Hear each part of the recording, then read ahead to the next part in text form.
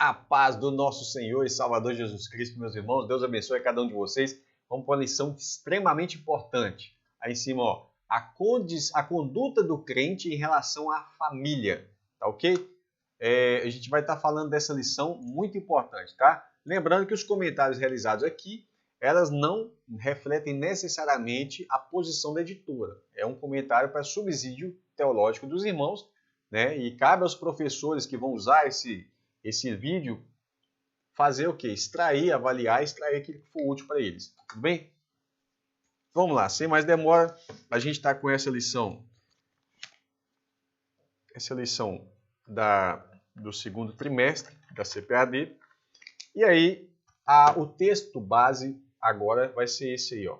Efésios 5, do 21 ao 33. Sujeitando-vos uns aos outros. Olha que expressão linda. Sujeitando-vos uns aos outros. No temor de Deus. Vós, mulheres, aqui ele vai tratar da família de modo geral. Sujeitai-vos a vossos maridos, como ao Senhor.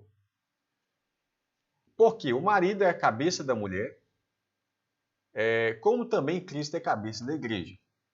Sendo ele próprio, Cristo, o salvador do corpo, que é a igreja, o seu corpo. De modo que, assim como a igreja está sujeita a Cristo, assim também as mulheres sejam, em tudo, sujeitas a seus maridos.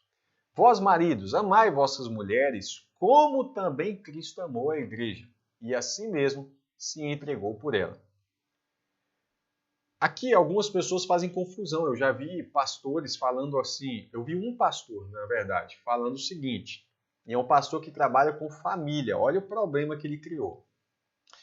Ele disse que a Bíblia diz que a mulher, olha para você ver, a mulher deve sujeitar a seu marido. Ou seja, sejam sujeitas a seu marido. Respeitar. E o marido deve amar a mulher. E olha o que ele disse. Ele disse que não existe na Bíblia um mandamento para a mulher amar o marido. Fala que ela tem que respeitar. Mas não fala que ela tem que amar. Mas isso está totalmente errado. Isso causa um dano terrível. Imagina a sua casa, a mulher fala com você assim, eu te respeito porque o Senhor manda eu respeitar, mas eu não te amo. Deus não mandou eu te amar, mandou você me amar. Está errado isso. Vou mostrar para vocês um verso logo em seguida, tá ok? Amai vossas mulheres como também Cristo amou a igreja, e assim mesmo se entregou por ela. Ora, será que a Bíblia não fala que a igreja tem que amar a Cristo? Né? Que a figura do marido aqui é Cristo. Para santificar, purificando com a lavagem da água pela palavra. Olha o dever dos maridos aí, ó. Tá? Instruir suas esposas no caminho. Para apresentar a si mesmo igreja gloriosa. Isso aqui é Cristo fazendo com a igreja e tipifica o que o marido tem que fazer com a esposa. Sem mácula, nem ruga, nem coisa semelhante, mas santa e irrepreensível. Assim, aqui essas questões de mácula e ruga tem uma tipificação, é claro, da igreja que está perfeita, né? Assim devem, ou seja, da mesma forma que Cristo ama a igreja, devem os maridos amar suas próprias mulheres como a seus próprios corpos. Deus não está falando que você tem que amar a mulher no sentido de, da mesma forma que eu amo o meu corpo, eu vou amar ela. Não, você tem que amar ela como parte de si. Quem ama a sua mulher, ama a si mesmo. Olha aí. Porque nunca ninguém odiou a sua própria carne, a mulher chamada de sua própria carne. Antes, a alimenta e sustenta, como também o Senhor, a igreja, porque somos membros do seu corpo, da sua carne e dos seus ossos.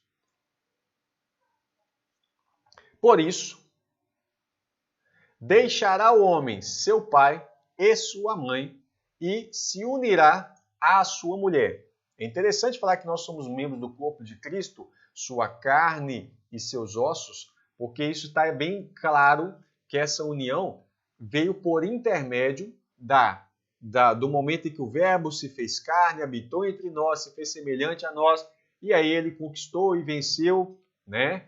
E aí agora ocorre uma aliança conosco, que é a nova aliança, e está relacionado com isso aqui. Por isso deixará o homem O homem está deixando seu pai e a sua mãe e se unirá à sua mulher. Essa união que fez amar a si mesmo, ou sua própria carne, que fez o marido e a esposa como seus próprios corpos, aí, o marido ama a esposa como seu próprio corpo, essa união, ela é um grande mistério. E aí a Bíblia fala, então deixará o homem o seu pai e sua mãe, se unirá à sua mulher e serão dois numa carne. Ou seja, Paulo está citando aqui Gênesis, quando fala de Adão e Eva. Só que ele diz, grande é esse mistério. Qual é o mistério? Da unidade. Digo, porém, a respeito de quem? A respeito de Cristo e da igreja. Ele não está falando apenas de Cristo e nem apenas da igreja. Ele está falando da união de Cristo e da igreja. O mistério que era mistério já não é mais mistério. Está claro e evidente aqui do que se trata.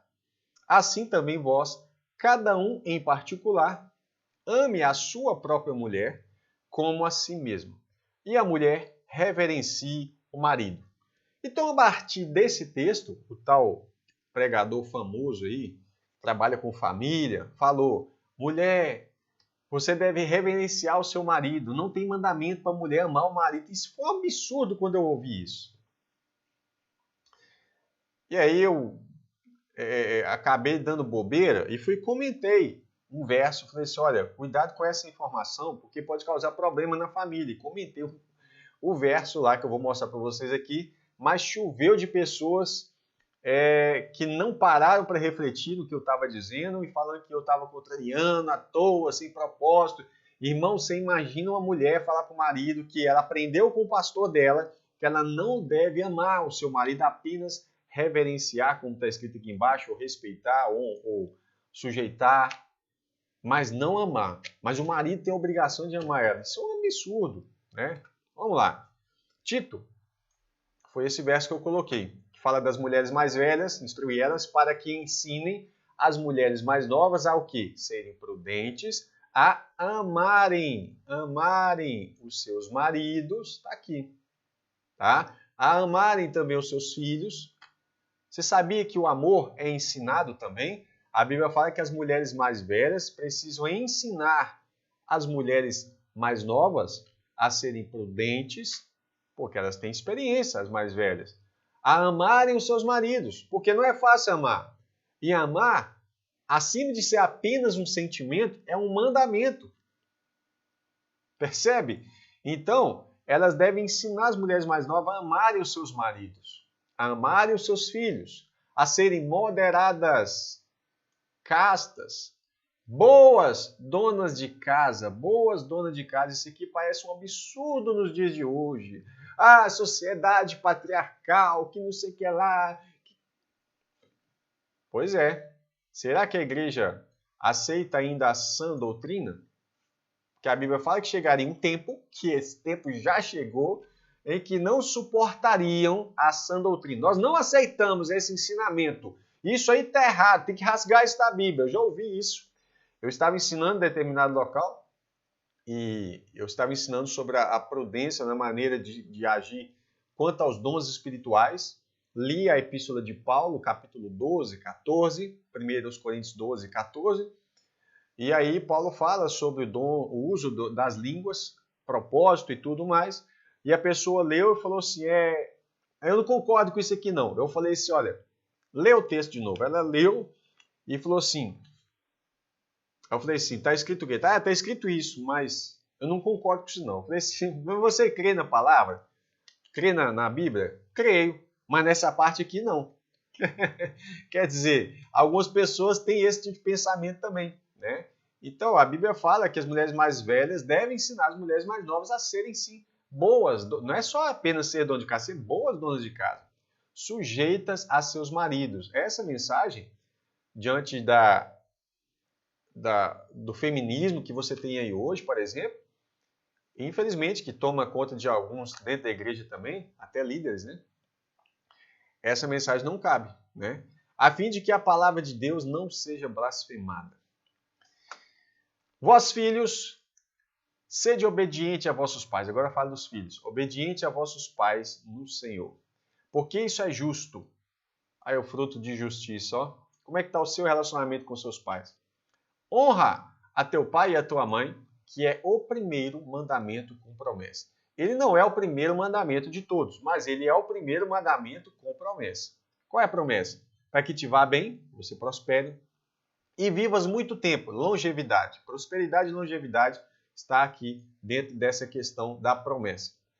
E vivam muito tempo sobre a terra. E vós, pais, agora estou mandamento aos pais, não provoqueis a ira a vossos filhos, mas criai-os na doutrina e na admoestação do Senhor. Colossenses tem um texto semelhante. Vós, mulheres, estáis sujeitas a vossos próprios maridos, como convém no Senhor. Vós, maridos, amai a vossas mulheres e não vos irriteis contra ela. Olha o que Paulo está falando aqui. Às vezes o camarada é meio bravo, né? Pois é, não se irrite contra ela. Vós, filhos, obedecei em tudo a vossos pais. Por quê? Isso é agradável ao Senhor. Vós, pais, mandamento aos pais, não irriteis a vossos filhos, para que não percam o ânimo. Você já viu filhos de crente desanimados com as coisas de Deus? Pois é. Por quê? Foram irritados. E essa irritação está no excesso na hora da correção. Espancamento. Isso acontece em qualquer lugar. Não é só as pessoas de igreja, não. Qualquer lugar. Mas, aí você imagina, um pai que era para ser manso, pode ser severo, mas a severidade não pode extrapolar a necessidade, né? Severidade que eu falo no sentido de ser firme. Deus é severo conosco. Então vamos lá para a introdução. Introdução da lição. Né? Aqui vai falar o seguinte, que o casamento é um projeto divino. Tá? E aí o matrimônio na Bíblia é monogâmico, ou seja, é um marido e uma esposa. Não é 2, 3, 4, 5. Monogâmico. Ah, pastor, mas e lá na Bíblia que tem um caso assim? Pois é, aqui no canal você digita aí que você vai achar. Curso Bíblico Online. Poligamia. Você vai achar um vídeo sobre isso, tá? Ou então digita assim, Curso Bíblico Online no YouTube. Por que a Bíblia fala disso? Você vai achar esse vídeo. Curso Bíblico Online. Por que a Bíblia fala disso? Aí fala de poligamia. Eu vou falar sobre várias outras coisas. Levirato, tá ok? Um vídeo interessantíssimo. Mas, no princípio, o que Jesus falou? Mas no princípio não foi assim. No princípio que Deus fala, deixará o pai e mãe e unir-se-á a sua mulher. Ok? Então o casamento bíblico é monogâmico, heterossexual, um homem e uma mulher, ou macho e fêmea, né? E indissolúvel. Então assim, os membros da família, diante da Escritura, são iguais, porém cada um desempenha papéis diferentes. Aí, muita gente não compreende o princípio de submissão. Submissão não faz uma pessoa ser menos do que a outra. Por exemplo, o pai, o filho tem que ser submisso ao pai. Mas o meu filho não é em nada menor do que eu na sua natureza humana. Ele é exatamente como eu. Abraão e Isaac. Isaac era obediente, Abraão chegaria um tempo que Isaac ficaria até maior, mais forte, contudo, Isaac ainda era filho, né? Então, o relacionamento de pai e filho, ou de marido e esposa, não implica em uma pessoa ser menor do que a outra por causa da submissão, ok? Então, deixar isso bem claro, para que as pessoas não façam confusão em determinados pontos. Vamos lá. A conduta do crente como marido, depois nós vamos falar sobre a conduta do crente como esposa e a conduta do crente como filho. Tá? Faltou aqui a conduta do crente como pai. Né? Mas na conduta de crente como filho, você vai ver que o ponto 1 fala da responsabilidade dos pais. Ok? Então vamos lá. Conduta do crente como marido. Então Paulo vai exaltar o matrimônio, né? E vai elevar ele no alto, um patamar muito grande, comparando o matrimônio do marido e a mulher com Cristo e a igreja. Tudo bem? Então aqui vai colocar assim o papel do marido. Deixa eu só verificar se eu tenho alguma anotação aqui. Não. Então eu vou começar assim, o papel do marido como líder da família. Tá? Primeira coisa, um grupo social, seja ele família, qualquer grupo social, igreja, qualquer lugar. Um grupo social sem líder, ele vai para o caos. Tá? Ele caminha para o caos. Então, assim, é até um desastre para uma nação. se tiver sem governo, um exército sem liderança. Não existe isso, tá? Então, essa é a primeira coisa. Então, Deus colocou o quê? O esposo, né, a tarefa de ser cabeça da esposa e também da família, evidentemente, uma vez que a esposa tem autoridade sobre os filhos, né, no sentido da sua maternidade. Um comentário aqui que eu achei interessante. Embora homens e mulheres sejam iguais diante de Deus, existe hierarquia no casamento. O marido possui certas obrigações divinamente ordenadas e a esposa deve aceitar com alegria. Aí você vai ver alguns códigos em culturas antigas, tá? O que acontece? Muitas vezes eles positivavam prerrogativas apenas para o marido e colocava a esposa numa situação muito complicada. Muita gente fala assim, sistema patriarcal, judaico-cristão, que não sei o que lá, mas não sabe nada de história. Então vamos falar um pouquinho sobre isso. Alguns povos antigos, né? Você vai observar que o posicionamento da mulher vai ser elevado em Cristo. Em Cristo. Vamos lá. Aqui vai haver um comentário do Hendrickson sobre a submissão. Por certo que ele, o marido, tem tal autoridade e deve exercê-la, porém, jamais de maneira dominante. A comparação com Cristo como cabeça da igreja revela em que sentido o esposo é cabeça da esposa. Ele é sua cabeça no sentido de estar vitalmente interessado no bem-estar dela. É protetor dela. Eu acho engraçado, porque há um período na história em que tudo era na base da força. Por exemplo, você vê o período tribal em todos os povos do mundo, a esposa, ela sabia que a segurança dela dependia da força do marido. Só para você entender um pouquinho como é que é as coisas. É protetor dela, seu padrão é Cristo, que como cabeça da igreja é seu Salvador. Então você vai ver hoje vou dizer assim, né? Vou deixar aqui um comentário. É necessário ressaltar uma questão importante. O movimento feminista com viés neomarxista considera esse modelo bíblico de família como um sistema opressor, né? Só que esse discurso falacioso ignora que a mulher só tem direito de falar alguma coisa hoje, né? A partir do momento em que Cristo eleva a posição da mulher em igualdade com o homem. Então, dentro do contexto cristão, bíblico, mas eu conheço crente que se faz errado, faz o que a Bíblia não manda fazer. A Bíblia manda o marido amar a esposa, tá? E aí o modelo cristão está relacionado no amor e no respeito mútuo. É diferente do que muita gente quer, às vezes, tentar impor e falar que os cristãos estão totalmente errados. A Bíblia fala assim que o marido é cabeça da mulher, como Cristo é cabeça da igreja, né? E que o marido deve liderar a sua casa. Próximo pontinho, o amor como elemento primordial. Eu vou ler um comentário do Crisóstomo, João Crisóstomo, tá? E é um dos considerados pais da igreja, já do 3º, 4º século, não me lembro bem. Ele faz um comentário interessante. E aí você tem que considerar um comentário dele dentro do contexto dele. Lembra que ele está lá para o ano 300, 400 ou 500 talvez. Queres que a mulher te obedeça, conforme a igreja obedece a Cristo? Tem solicitude por ela, bem como Cristo pela igreja. Se interesse por ela como Cristo interessa pela igreja. Mesmo se for preciso dar a vida e até mesmo ser 1000 vezes ferido, suportar e sofrer, que seja o que for, não recuse, em prol da sua esposa. Nada fizeste ainda a imitação de Cristo, pois tu procedes após estar unido, ou seja, você trabalha com esse relacionamento em relação à sua esposa depois que você já casou.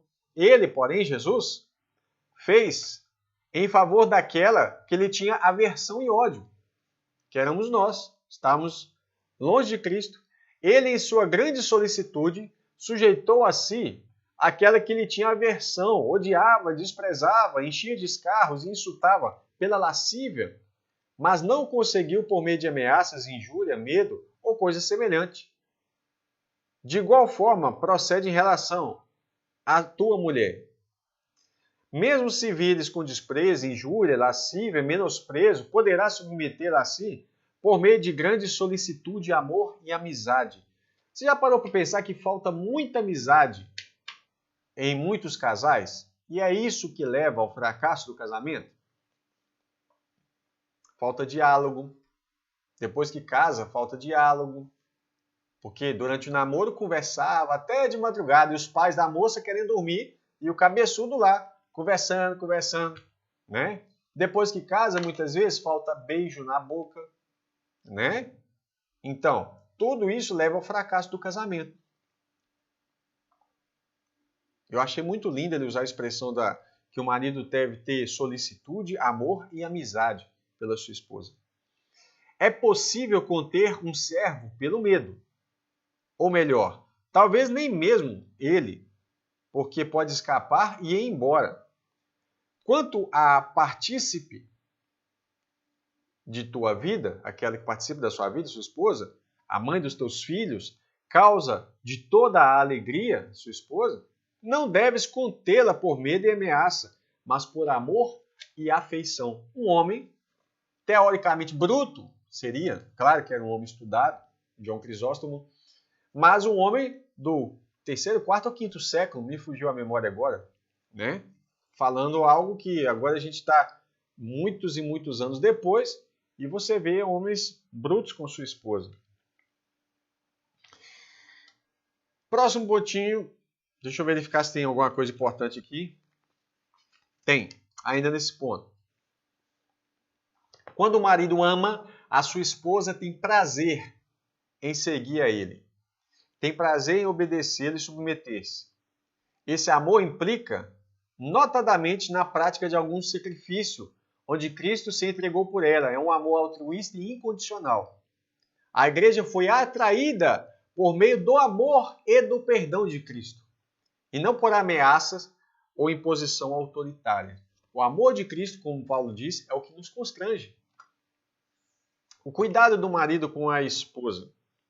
Primeira coisa, a esposa é parte do marido. Nós já falamos isso desde o início. Quem ama a mulher ama a si mesmo, ou seja, ama o seu próprio corpo.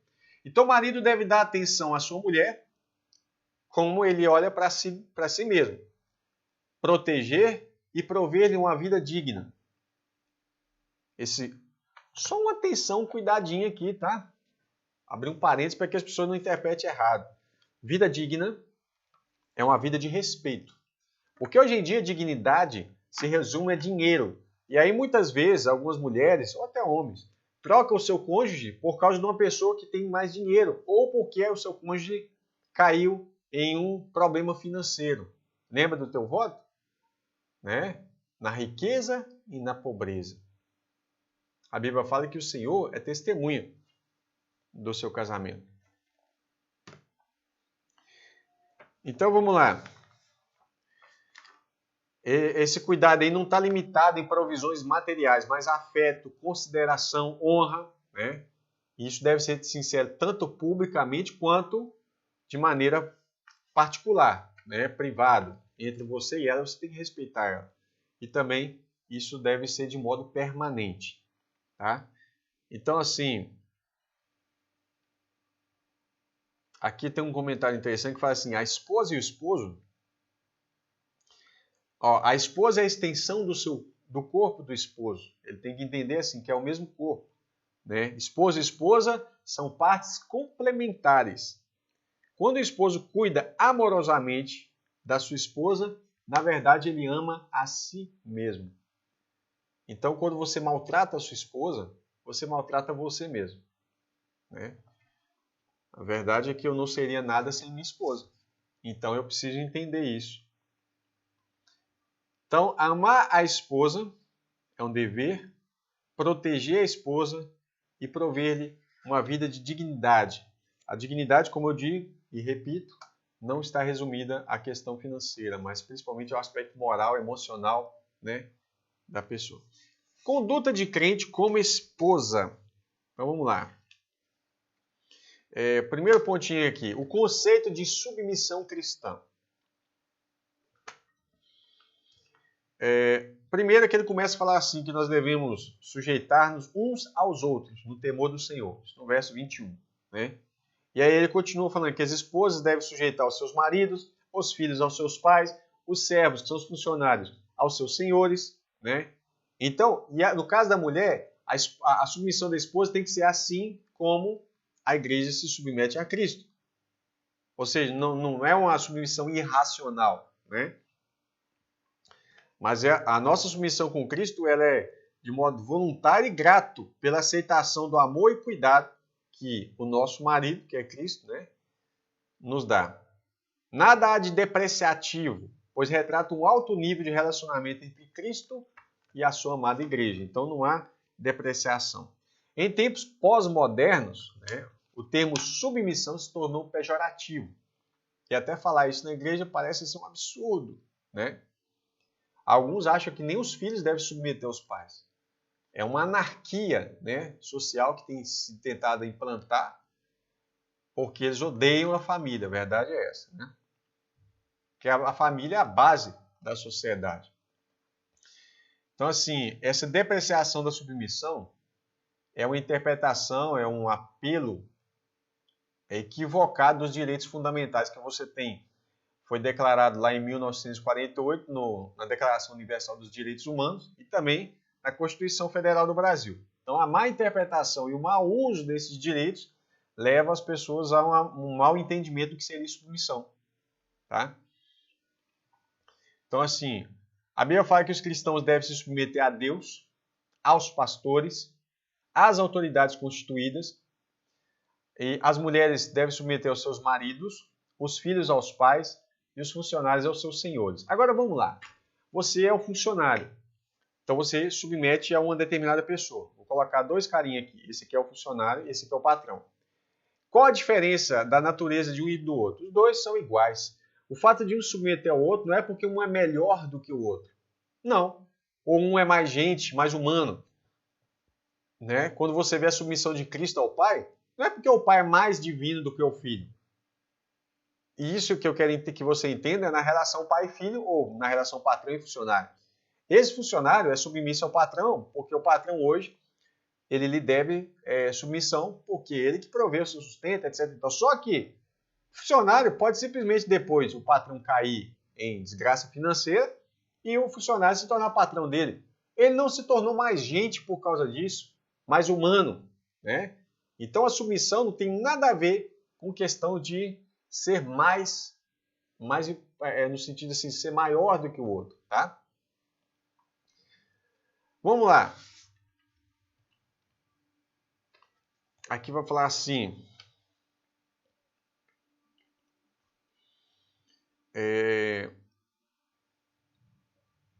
A obediência deve ser uma submissão voluntária. E isso ocorre, esse é um comentário de quem? Do Hendrickson. Tal obediência da esposa deve ser uma submissão voluntária da sua parte, e isso acontece a seu próprio esposo e não a qualquer homem. Ou seja, a minha esposa deve ser submissa à minha pessoa, mas não a qualquer homem. Está entendendo aí? Assim como a igreja é submissa a Cristo e não a qualquer um. Então a submissão da igreja não é algo irracional, né? Nem de domínio arbitrário ou violento, tá? Porque isso já não está dentro do contexto bíblico. Então, um comentário aqui também do Matteo Henry. Onde houver condescência e submissão, os deveres de todos os que estão na casa serão mais bem efetuados. Então, aqui nós vamos para o segundo pontinho. A condição da mulher cristã. Então, na cultura judaica, a mulher ocupava posição secundária. Se você pegar no Antigo Testamento, você vai ver isso claríssimo. Tudo tem um contexto. Ainda assim, a mulher judaica ela desfrutava de maior prestígio do que a maioria das mulheres no mundo na época. Mas ela ocupava uma posição secundária e era parte da propriedade do homem. Você vai ver isso em vários textos. Tá? Na sociedade grega, as mulheres eram tratadas como inferiores e as esposas, às vezes, eram escravizadas. No Evangelho de Cristo, as mulheres alcançaram posição de dignidade igual ao homem. Gálatas 3, 28. Ao conversar com a mulher samaritana, Cristo quebrou paradigmas da época e se opôs ao preconceito e discriminação. A mulher cristã, portanto, desfruta de plena liberdade em Cristo e não está sujeita a nenhum sistema de escravidão.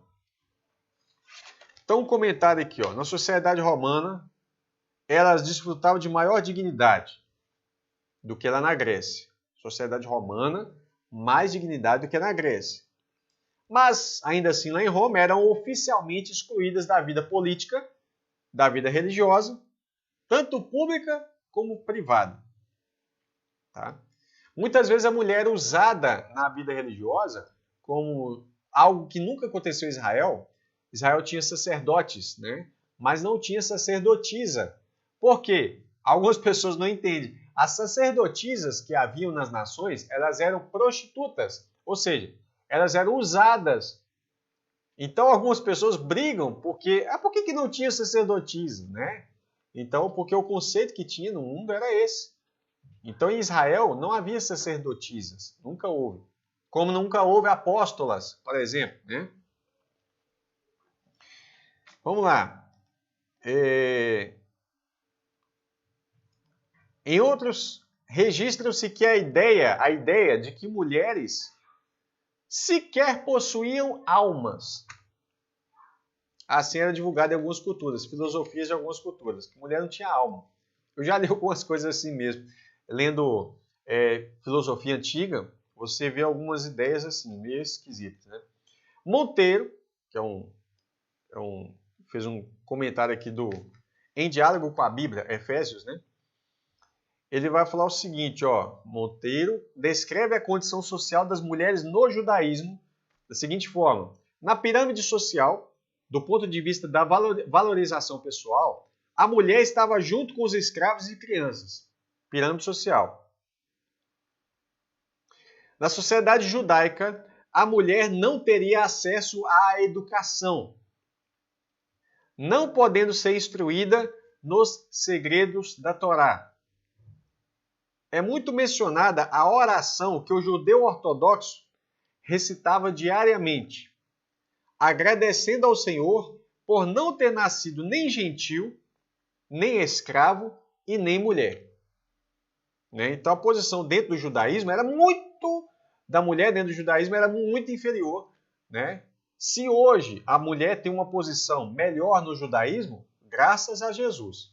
Se hoje a mulher tem uma posição melhor dentro da sociedade, graças a Jesus. Porque antes de Cristo, a situação no mundo era muito pior. Tem uma exceção. Exceção à regra não é regra. Teve um caso assim. Um caso assim não é o todo. Um caso em que a mulher dominou, um caso em que a mulher tinha honra, um caso em que a mulher era isso, era aquilo. Uma princesa, uma rainha. Um caso assim. Isso houve na história. Mas não é esse o conceito que está sendo tratado aqui. Então vamos lá. O conceito em relação às mulheres era preconceituoso e discriminatório entre as culturas existentes no contexto histórico de Efésios. Qual é o contexto lá? Era a cultura judaica e greco-romana. Tá? Então a mulher era culturalmente tratada como objeto e como um ser inferior ao homem, o que não ocorre dentro do cristianismo. Embora talvez alguns homens tenham isso em mente, que a mulher é menos do que ele, ou a mulher tenha isso em mente também, de que ela é menos do que o homem, na Bíblia não é bem assim. A questão da sujeição não é questão da diminuição do ser. Precisamos entender isso. O cristianismo emerge como uma mensagem de igualdade e liberdade.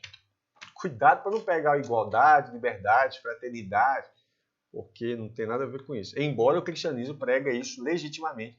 Igualdade, liberdade, fraternidade e outras coisas mais. Próximo pontinho é a reverência devida ao marido.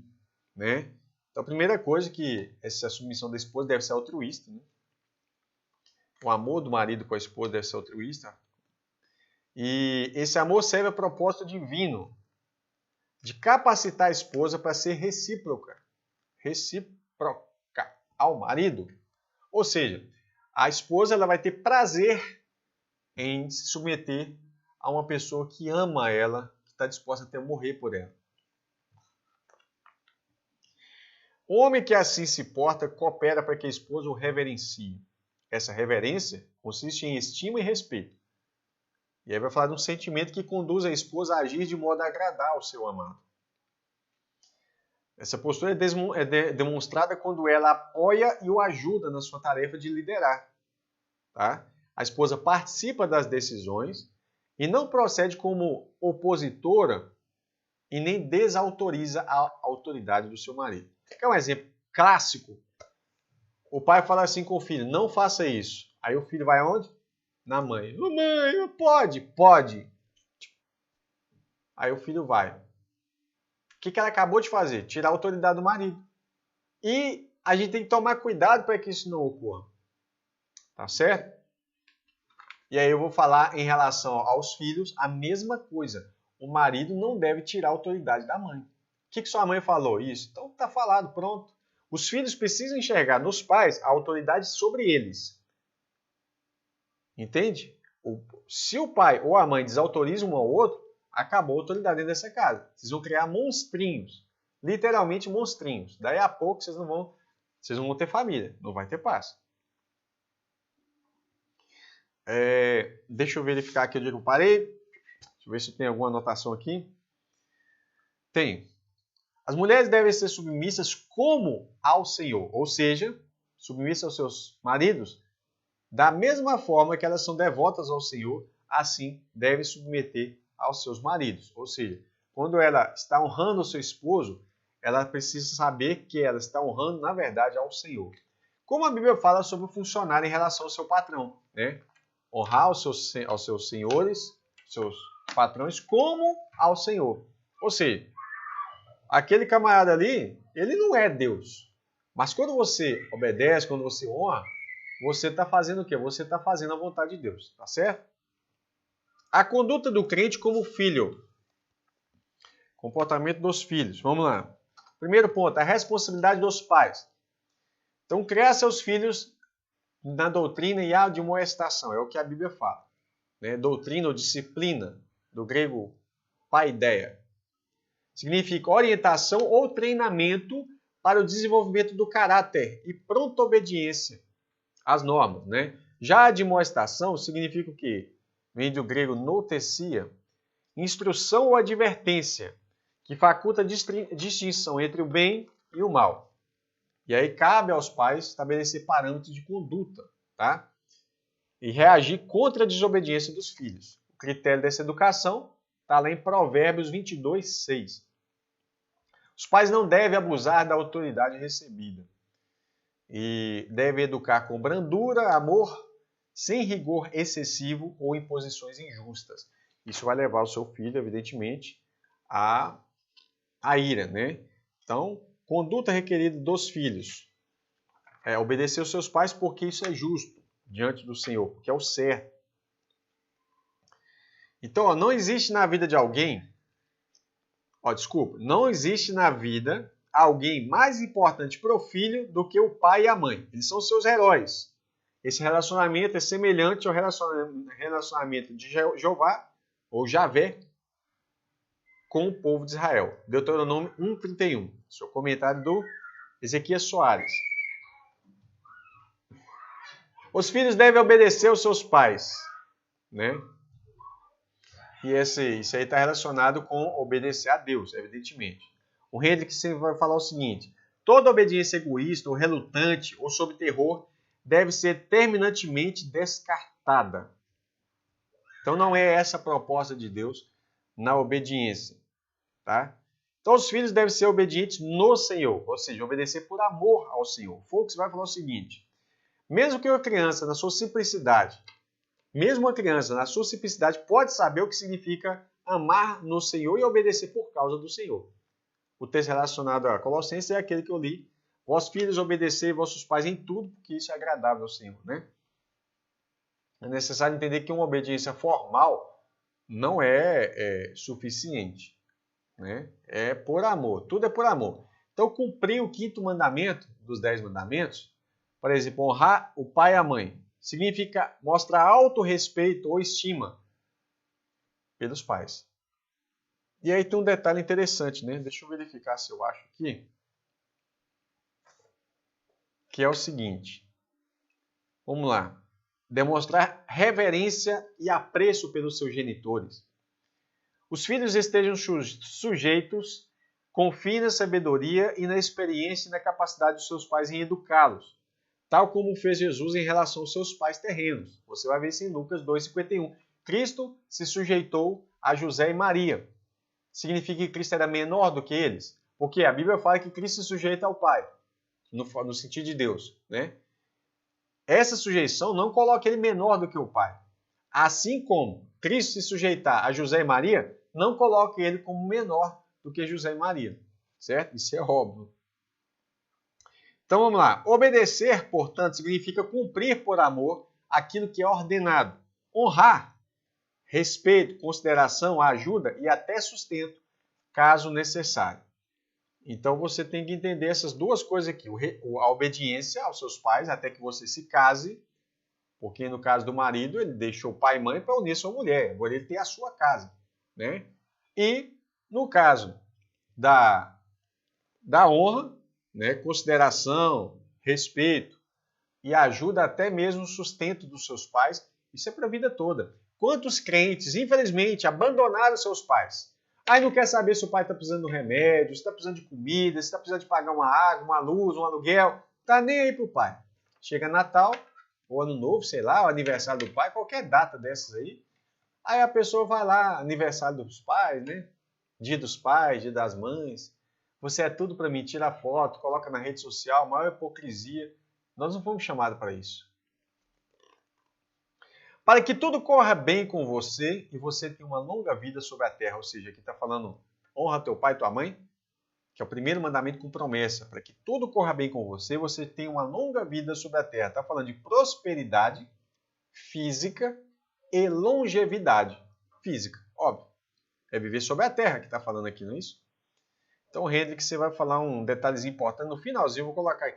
Para que tudo se vá bem com você e você tenha longa vida sobre a terra. Olha que interessante. Vamos lá. Destaca a promessa que não está relacionada à vida eterna. É claro que nenhum desobediente, que desobedece aos pais, vai herdar o reino de Deus. Isso que a Bíblia fala. Né? Isso está em Mateus 7, 21, está em João 5, 24, 1 Coríntios 6, 9. Né? Desobediente não vai herdar o reino de Deus. Mas aqui está falando em desfrutar do melhor da terra. Tá? Ou seja, a ênfase aqui nesse detalhe está ligado aos benefícios materiais. A ênfase, né? Não é exclusividade. Não confunda o que eu estou dizendo. Ao obedecerem pai e honrarem seus pais, né? Os filhos se submetem à vontade do Senhor. E o Senhor os recompensa com benesses especiais. Então, muitas vezes você olha alguma pessoa e fala assim, fulano vive muito e é muito próspero. Mas aí você vai ver um pouco do histórico dessa pessoa, é uma pessoa que honrava o seu pai, a sua mãe, que até hoje respeita seus pais, né? E o Senhor, isso aqui, eu tenho certeza, isso aqui é para justo e para ímpio. Pode ter certeza, que eu já vi muito isso ocorrendo. Tá? A responsabilidade dos pais. Eu fiz uma leitura aqui da introdução da conduta requerida dos filhos, que não estava no capítulo. Responsabilidade dos pais. Stott cita William Barclay.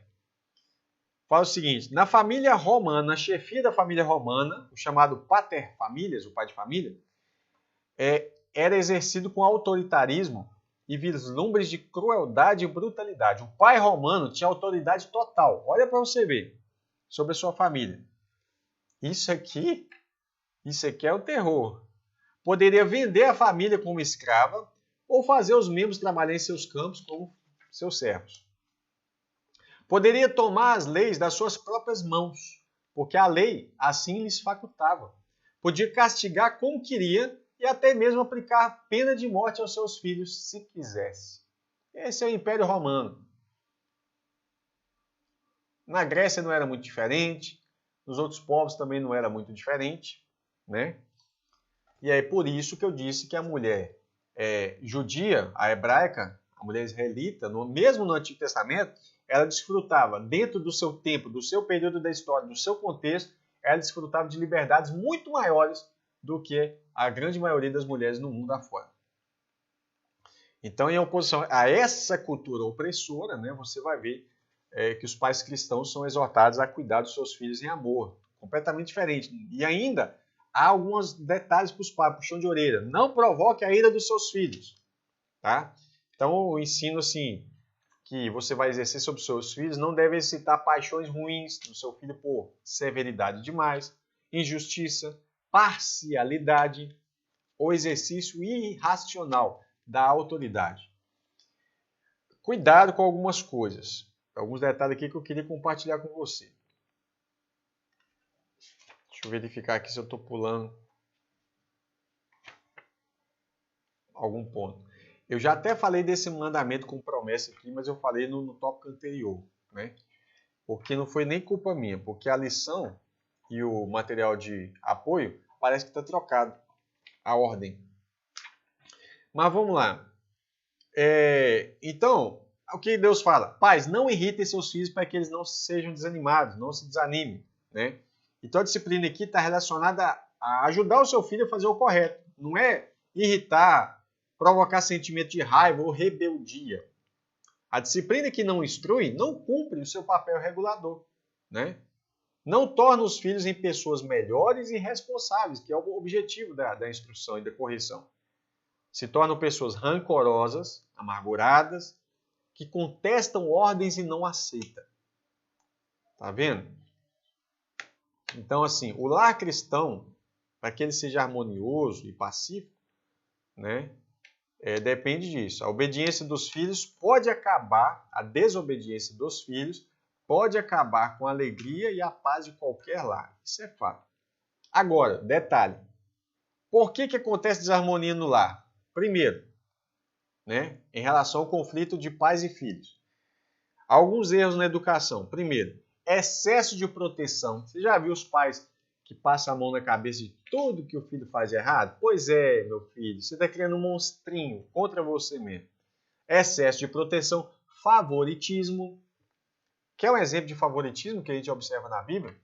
Jacó deixava bem claro que o seu filho José era o preferido. O que aconteceu? Ele se tornou alvo de inveja. E eles fizeram o quê? Fizeram um complô contra o seu próprio irmão e tramaram matar ele.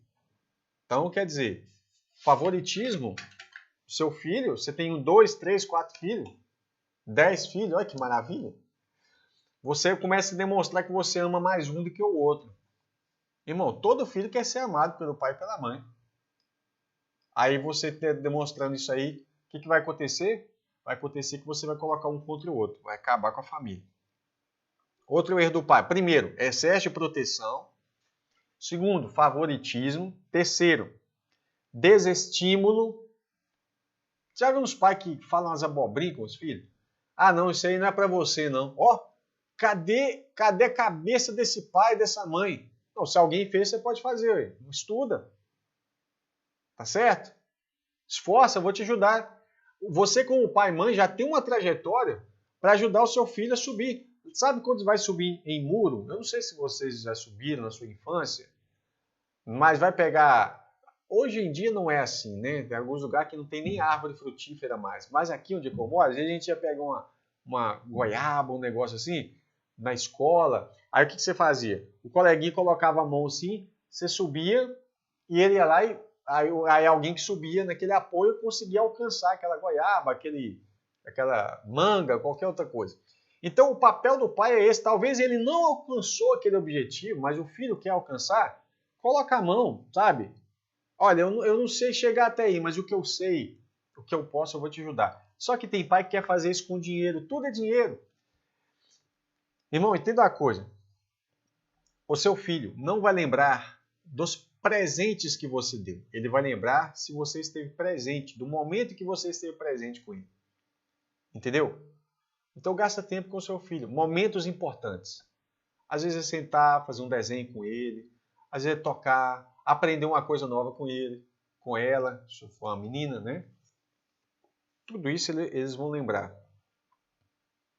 Agora, um filho que não tem memória dos seus pais, é difícil, né? Então, você que é pai aí, você que é filho e que é cristão, não tem desculpa nenhuma. Ah, mas meu pai não fez assim, mas você é nova criatura e a sua mente é renovada dia após dia. Você tem a mente de Cristo. Você deve amar os seus pais e honrar os seus pais. Mesmo que eles não foram bons pais, você tem a oportunidade de aprender com os erros deles e agora aplicar de maneira adequada a sua casa. Ok? Isso não é desculpa para desrespeitar os seus pais. Então, assim, outra coisa, ó, vou repetir: excesso de proteção, favoritismo, desestímulo. Quarto, não reconhecer o fato de que o filho está crescendo. Tem gente que chama um marmanjão de meu bebê e acha que o bitelão é meu bebê ainda. 40, 50 anos nas costas, meu bebezinho, que vai morar aqui dentro de casa com a mamãe o resto da vida. Se você casar, vai morar tudo aqui no meu quintal. Todo mundo, eu quero todo mundo aqui. Ó. Com a galinha, coloca os pintinhos tudo debaixo das asas, eu vou colocar todo mundo aqui. A Bíblia fala que isso vai dar problema. Tem casos e casos, tem circunstâncias que não tem jeito. Talvez financeiramente não tem condição de mudar para outro lugar, mas as experiências majoritárias que nós temos visto é que geralmente causa problema.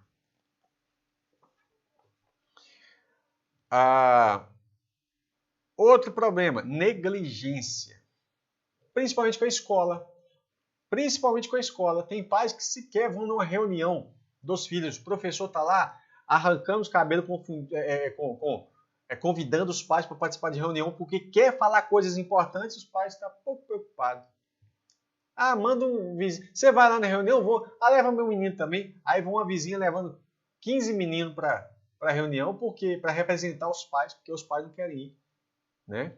Pai, homem, também tem que ir na reunião do seu filho. Ah, eu não pude comparecer no momento da reunião. Procura um outro dia, em um outro período, procura essa professora, o professor, o diretor. Como é que está a situação do meu filho? Irmão, você tem que se importar pelo seu filho. Esse descaso está causando um caos no Brasil. Mas você é crente. Uso de palavras ásperas. Irmão, tem pai que fala cada absurdo com o filho. Quando não lança um monte de maldição, não estou falando que a maldição vai determinar a vida dele, não, mas pode influenciar. Se o seu filho acreditar, isso vai ser uma péssima mochila que ele vai carregar. Porque se o meu pai falar comigo, imagina que eu tenho ali meus 8 anos. Ó, Felipe, você pode ser o super-homem. Eu vou acreditar. Eu vou ir até lá onde eu puder para ser o super-homem. É absurdo? É, mas o meu pai falou comigo que é possível, que eu posso ir. Tem que tomar cuidado para você não prometer para o seu filho coisas impossíveis, que ele vai acabar se frustrando, tá? E outra, sempre esteja disposto a ajudar ele a alcançar os objetivos. Não tenta imprimir no seu filho o seu sonho. Tem pais que querem não alcançar os seus objetivos. Ah, eu queria ser médico. Ah, então meu filho vai ser médico. Calma, o seu filho é outra pessoa. Tá entendendo? Aí tem pais que ficam forçando o filho a ser o que ele queria ser, implantando nele, tentar se satisfazer no seu filho. Aí eu vou cumprir o meu sonho na pessoa dele. Não, ele também tem sonho, ele também tem a sua individualidade, né? As suas peculiaridades, os seus anseios. E quando é que ele vai poder sonhar? Quando que ele vai poder ser o que ele quer? Então, acho que a maneira mais legal de você se sentir realizado é ajudar o seu filho a se realizar. Ok? Cuidado para não imprimir nele a sua realização. Muitos pais erram feio nisso. Então, cuidado para os pais não abusar da autoridade recebida. Né? A Bíblia ensina a educar com brandura, sem rigor excessivo e com imposições justas, não injustas. Tá?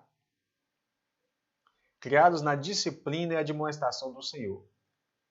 Então, aqui tem 2 métodos, né? Essenciais na educação dos filhos: disciplina e admoestação. Então, a disciplina fala da correção apropriada e compassiva, no conhecimento do dever que Deus requer deles. O vocábulo disciplina está relacionado no grego, paideia, eu já falei, né? Orientação ou treinamento, para o desenvolvimento do caráter e pronta obediência às normas. John Stott vai falar que a ênfase aqui da disciplina recai na correção. É aquela mesma correção que está citada em Hebreus, tá? Que fala assim: os vossos pais terrestres te corrigem como nosso Pai Celestial, que nos disciplina para aproveitamento. Não é corrigir por corrigir. O que é correção? Algo está andando errado, vamos corrigir ou vamos colocar no trilho de novo, certo? Não é espancamento, é uma instrução equilibrada, controlada por direitos e deveres com vista ao aprendizado, tem um propósito. Já a admoestação, né, é uma instrução ou advertência que faculta na distinção entre o bem e o mal, ou o mal e o bem. Não se refere a severidade excessiva, nem a permissividade, nem rigidez demais, nem libertinagem demais. Tem pai que o filho não pode fazer nada, e tem pai que o filho pode fazer tudo. Um dia eu estava sentado, eu não quero que o vídeo fique grande, mas eu preciso compartilhar. Eu estava sentado numa sala de espera, a gente estava numa clínica. Eu não me lembro bem o nome da criancinha, mas eu acho que é Vitor. Então, aquela sala de espera tinha objetos que poderiam quebrar, e o menino fazendo uma bagunça, uma baderna naquela sala de espera, e todo mundo olhava assim, e aí os pais não vão fazer nada? E aí no caso só estava a mãe lá. E ela virou e falou assim, de repente, quando o menino estava quase realmente fazendo uma bagunça lá, que ele iria quebrar coisas caras, ela virou e falou assim, Vitor, meu filho, sente-se. O que o tal do Victor fez? Nada. Ela não tinha autoridade sobre ele. Aí continuou bagunçando. Vitor, meu filho, não faça isso. Você aguenta um negócio desse, sinceramente? E o menino lá quebrando, esperneava. Outro dia eu passei no shopping e o menino deitado, batendo os dois braços no chão, as pernas, e o pai dele olhando para ele, olhando assim, levanta fulano, levanta. Ô meu filho, levanta. E o menino fazendo a bagunça, deitado, batendo o braço, batendo a perna, fazendo uma pirraça, e ele, levante-se. Ô meu filho, levante-se, implorando pelo filho. Que isso? Aonde nós chegamos? Onde nós chegamos? É um absurdo. É um absurdo. As pessoas assustam quando os filhos obedecem os pais hoje. Eles assustam. Parece que o seu filho é de outro mundo, é um negócio assim que não existe. É sem lógica. Então, a admoestação fala de uma instrução ou advertência que leva a uma distinção entre o bem e o mal. Seu filho precisa saber disso. Não se refere à severidade excessiva nem à permissividade, mas ao equilíbrio necessário e indispensável na educação dos filhos. Né? E os pais têm o dever, a responsabilidade de estabelecer parâmetros de conduta e reagir à desobediência. O critério dessa educação é a palavra de Deus. Tá ok? Eu espero que você tenha gostado dessa conclusão. Deixa eu ler a conclusão aqui. No modelo divino, todos os membros da família cumprem deveres específicos. O marido deve liderar e amar sua esposa. A esposa tem o dever de submeter e respeitar a liderança do seu marido. Os pais têm o dever de educar os seus filhos segundo as Escrituras. Os filhos têm o dever de obedecer e honrar os seus pais.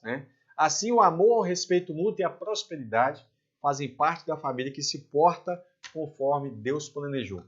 Eu espero que você tenha gostado. Você que ainda não se inscreveu, se inscreva e ativa o tal do sininho para receber as notificações. Tem muitos outros vídeos de outros temas aqui. Esse tema de família é importante. A próxima lição é essa, batalha espiritual. Armas do crente. As armas do crente, Vai ser uma lição excelente, tá? Então deixa o seu gostei, o tal do like, compartilha com outros irmãos e um forte abraço e ore por nós. Amém?